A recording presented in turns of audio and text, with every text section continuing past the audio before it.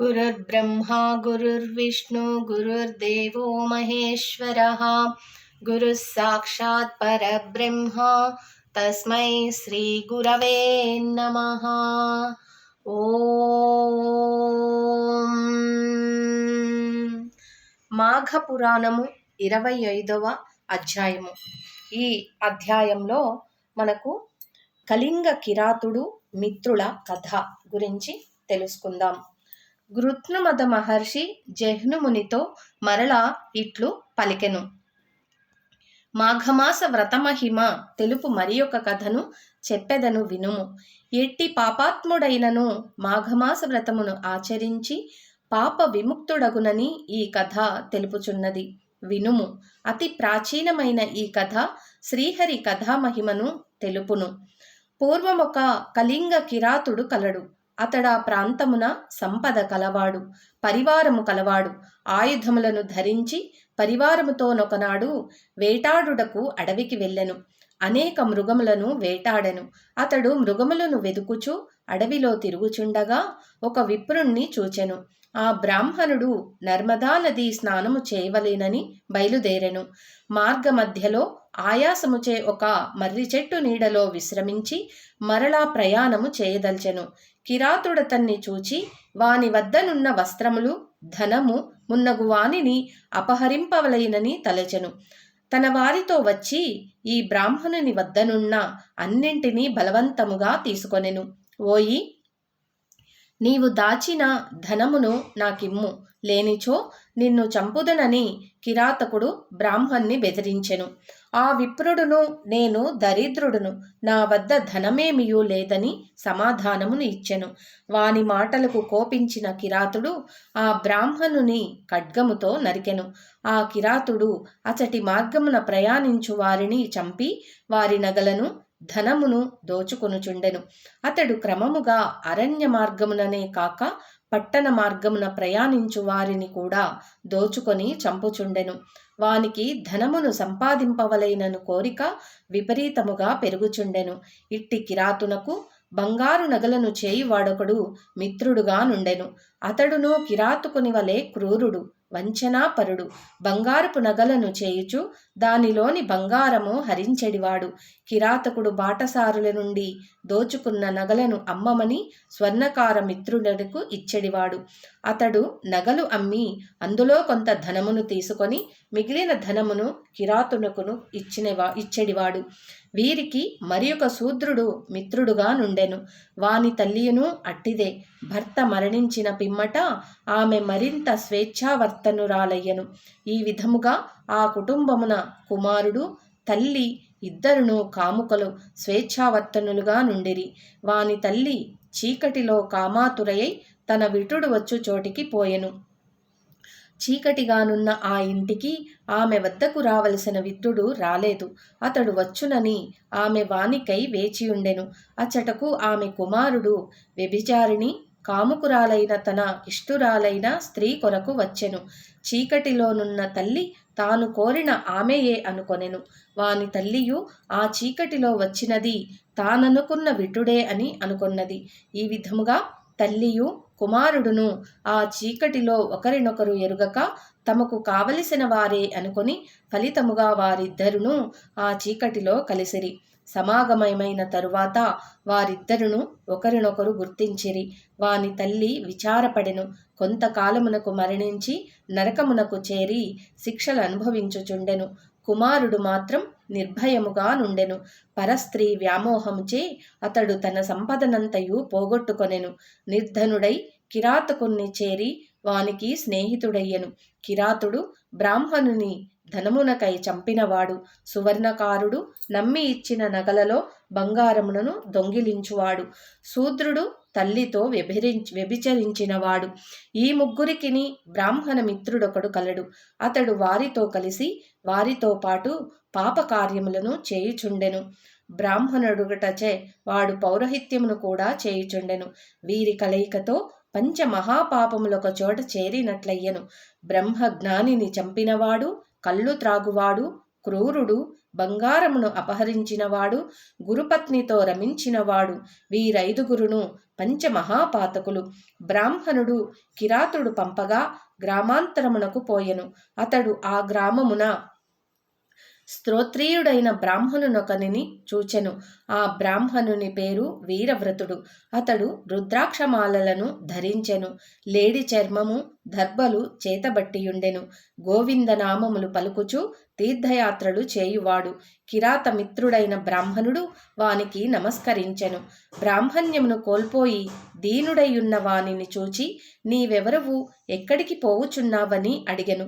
అతడును, నేను బ్రాహ్మణుడును, కిరాతుని వద్ద పనిచేయువాడునని పలికెను. అప్పుడు వీరవ్రతుడు ధ్యానమగ్నుడైయుండి కనులు తెరిచి ఇట్లనెను, ఓయి, నీవు చేసిన సమస్త పాపములను చెప్పెదను వినుము.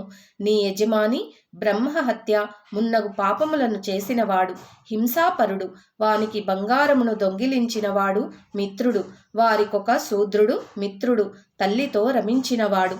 ఇట్లు పంచమహాపాపములను చేసిన వారితో తిరిగి నీ బ్రహ్మతేజమ్మును కోల్పోతివి. పాపాత్ములతో మాటలాడినను, వారిని చూచినను, తాకినను వాడును వారి వలె పాపాత్ముడగును. అట్టి వారితో మాటలాడక తప్పనిసరి అయినను దర్భను చేతపట్టి మాటలాడవలెను. అట్లు చేసిన పాపము అంటదు. నీ వట్టి పాపాత్ముల సాంగత్యముచే బ్రాహ్మణత్వమును పోగొట్టుకొని పాపివైతివి. ఇట్టి నీతో మాట్లాడరాదు. బ్రహ్మహత్య చేసినవాడు, మద్యపానము చేసినవాడు, గురుతుల్ప గమనమును చేసినవాడు, బంగారమును దొంగిలించినవాడు, వీరితో స్నేహము చేసినవాడు, వీరైదుగురు పాపులే. ఇట్టి వారికెంత దూరముగానున్నా అంత మంచిది అని వీరవ్రతుడు నిస్సంకులునితో పలికి నిన్నకుండెను. నిస్సంకులుడును వీరవ్రతుని మాటలను విని భయపడెను. జ్ఞాని, నన్ను దయతో రక్షింపుము. నాకీ భయంకర పాపము నుండి విముక్తి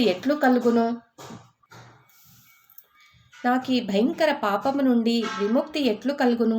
సర్వపాపహరణ క్షయమైన ప్రాయశ్చిత్తమును తెలుపమని వీరవ్రతుణ్ణి ప్రార్థించెను.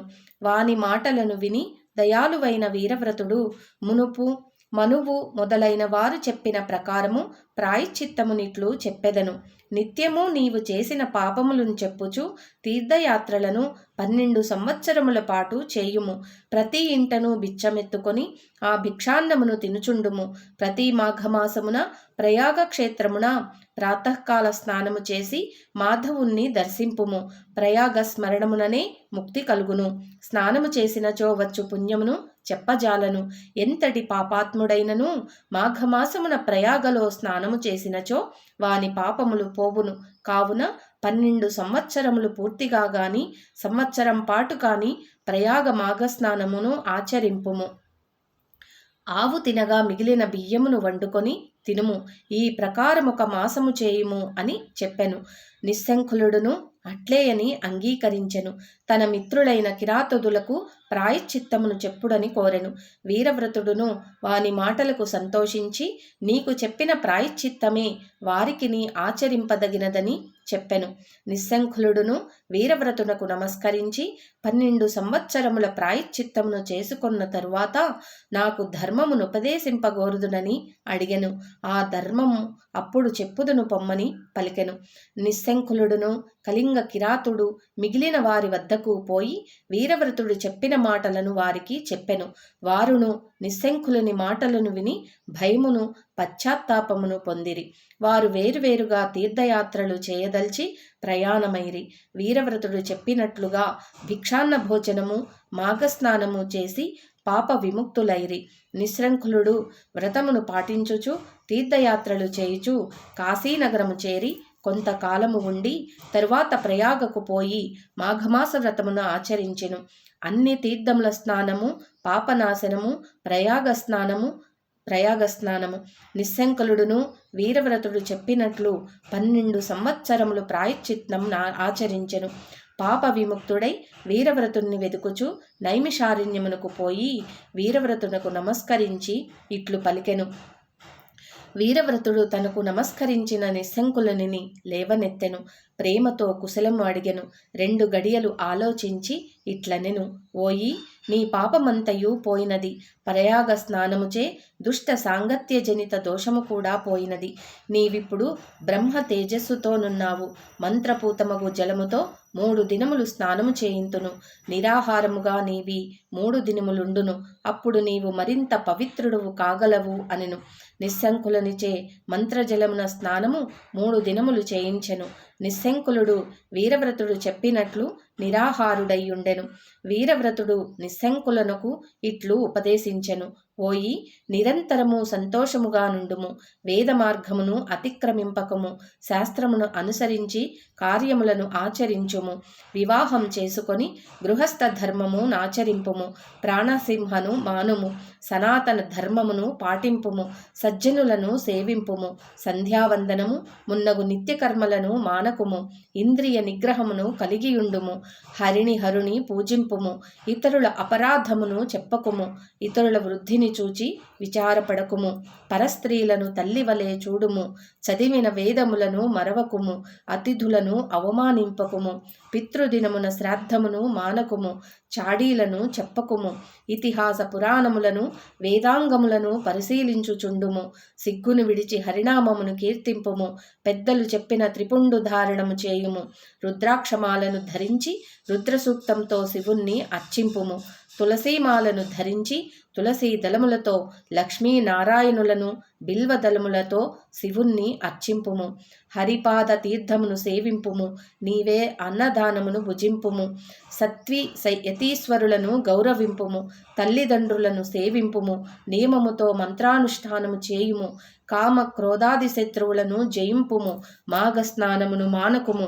మనస్సు నదులో అదుపులో ఉంచుకొనుము. చిత్తశుద్ధితో వ్రతాధికమును ఆచరింపుము అని వీరవ్రతుడు నిస్సంకులనుకు ధర్మ ప్రశస్తిని ఆచరణా విధానమును చెప్పెను. నిస్సంకులుడు వీరవ్రతుని పాదములకు నమస్కరించెను. గురువు అనుమతినంది మరలా కాశీనగరమునకు పోయెను. గృహస్థాశ్రమమును స్వీకరించి వీరవ్రతుడు చెప్పిన ధర్మములను పాటించెను. మాఘస్నానమును ప్రతి సంవత్సరము చేయుచుండెను. అనేక భోగములను పుత్ర పౌత్రులను పొంది సుఖముగా నుండెను. తరువాత మరణించి ముక్తిను నొందెను. ఓం శ్రీకృష్ణార్పణమస్తు. ఓం భగవతే వాసుదేవాయ. ఓం శ్రీమాత్రే నమః. ఓం శ్రీ గురుభ్యో నమః. ఓం తత్సత్. స్వస్తి.